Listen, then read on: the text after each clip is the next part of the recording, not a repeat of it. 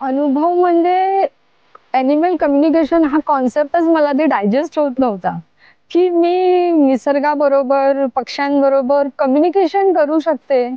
ते मला डायजेशनमध्ये नव्हतं आणि मी मैत्रिणीला अश्विनीला म्हटलं, "मला ह्याच्यात अजिबात इंटरेस्ट नाहीये. मी काही येणार नाही आणि ऑफिसमधून 3 दिवस तर मला रजा मिळणारच नाही." आणि म्हटलं आपण माणसाशी माणसं कम्युनिकेशन नीट करू शकत नाही, तिथे मिसअंडरस्टँडिंग होतात.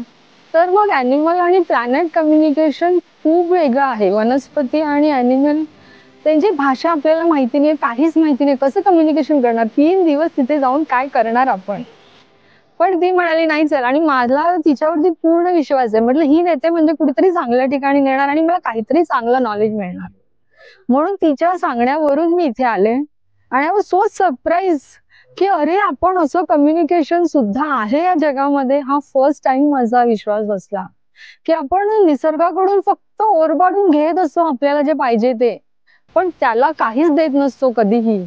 म्हटलं ह्या माध्यमातून तरी आपण निसर्गाला त्याचं देणं खारीच्या वाटेने सुद्धा देता आलं तर आपण खूप धन्य झालो.